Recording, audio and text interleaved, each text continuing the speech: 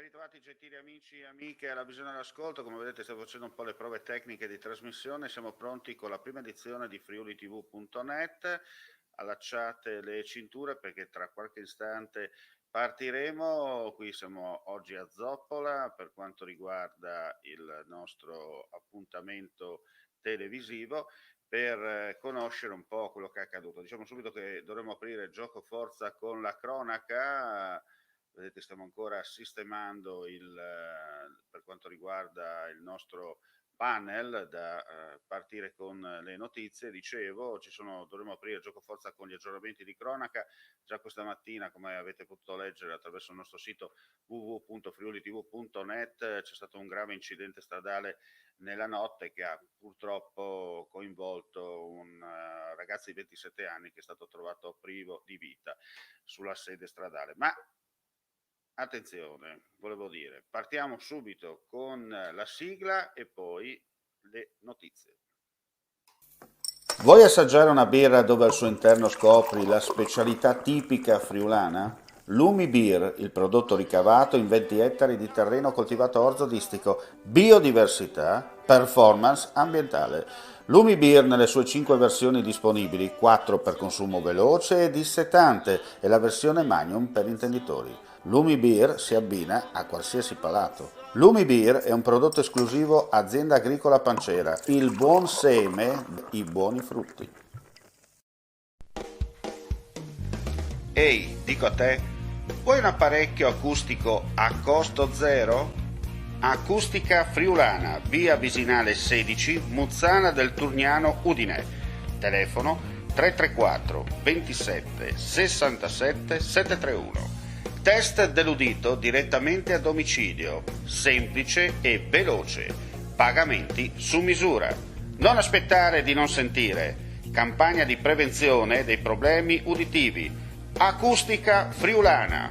Test dell'udito direttamente a domicilio, semplice e veloce. Un'occasione da non perdere.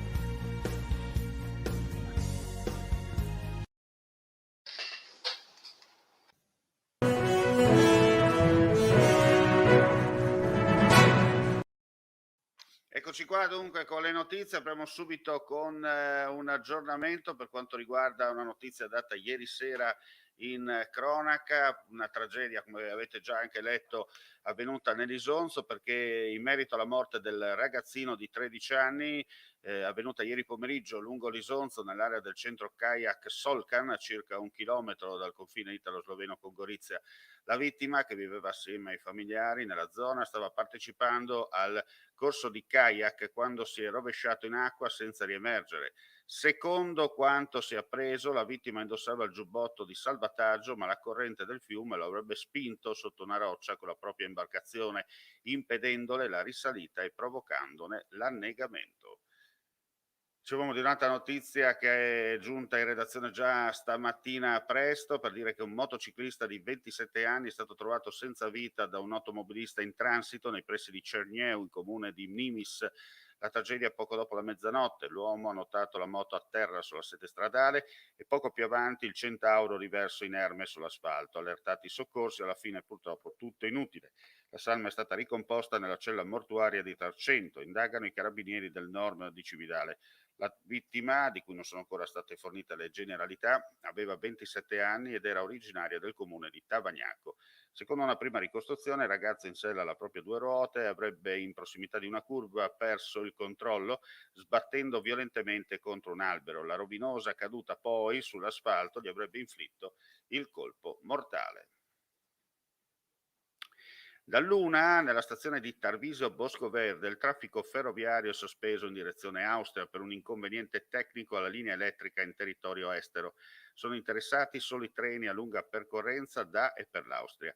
Sulla linea Venezia-Treviso, invece, il traffico ferroviario, precedentemente rallentato dalle 6.55 alle 7.35 per la presenza di persone non autorizzate in prossimità dei binari, nei pressi di Mogliano Veneto, è tornato regolare. Effetti sulla mobilità ferroviaria, rallentamenti di 15 minuti per un treno ad alta velocità e fino a 30 per 8 regionali, 2 regionali veloci invece sono stati limitati nel percorso.